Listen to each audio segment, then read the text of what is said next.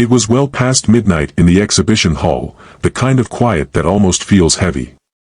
The annual car show was set to open the next morning, and the showroom was filled with pristine, restored cars, works of art, really. A night guard named Tom made his usual rounds, passing by each car, admiring their perfect paint jobs and gleaming chrome. It was a simple job: walk the floor, check the locks, make sure nothing was disturbed. As he passed the rows of muscle cars, sports cars, and hot rods, a faint sound caught his ear. It was soft at first, just a bit of static, like an old radio searching for a station. He turned around, scanning the empty showroom, but nothing seemed out of place. Shrugging it off, he continued his rounds, passing by the rows of polished fenders and shining wheels. Then the sound came again, louder this time. It was unmistakable, the crackle of a radio struggling to tune in, and then, for just a moment, a faint note of music. Tom stopped in his tracks. This time, he was sure it was coming from one of the cars. He moved cautiously down the aisle, checking each vehicle. The owners had left them overnight for the big event, and he wanted to make sure no one had left something on that would drain the battery. But car after car, everything was quiet. As he approached the end of the aisle, the sound stopped. Tom frowned and turned to leave, but as soon as he walked away, the music returned, this time louder and clearer.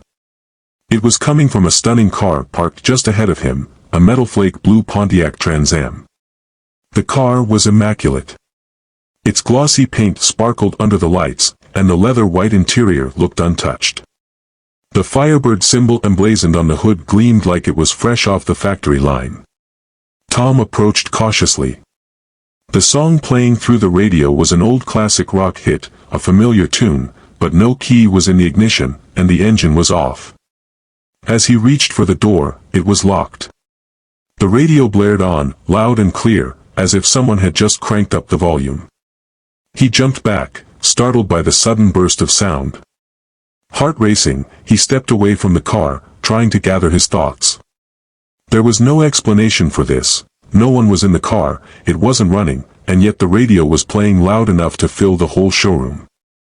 After a few minutes, the music faded, and the radio cut off as suddenly as it had started. Tom, feeling unnerved, finished his rounds, but he couldn't shake the eerie feeling that had settled in his chest. Something about that Trans Am felt alive. The next morning, as the car show opened, Tom returned to the showroom. He had to see who owned that car. He kept a close eye on the crowd as they filtered in, watching as the owners made their way to their vehicles. Finally, he saw an older man approach the blue Trans Am, a soft cloth in hand as he began polishing the car's already spotless surface. The man worked slowly, lovingly, as if this car was more than just a machine to him. Tom hesitated for a moment, then approached the man. "Excuse me," Tom said, trying to sound casual. "That's a beautiful car you've got there. Something strange happened with it last night, though. I heard music playing from the radio, but the car wasn't running." The older man paused, a slight smile tugging at the corners of his mouth. "Not the first time I've heard that," he said quietly, his voice tinged with both pride and sorrow. "That song was my son's favorite." Tom felt a chill run down his spine. "Your son's?" The man nodded, running his hand over the smooth curve of the car's fender. "He bought this Trans Am when he was just a teenager. Worked all summer at the local farm store and feed shop to save up for it. When he brought it home, I wasn't too impressed. It needed a lot of work, and I thought it was just going to be a money pit." He chuckled softly, but his expression darkened. He loved this car, though. We were supposed to restore it together. But he never made it home. Tom swallowed hard. What happened?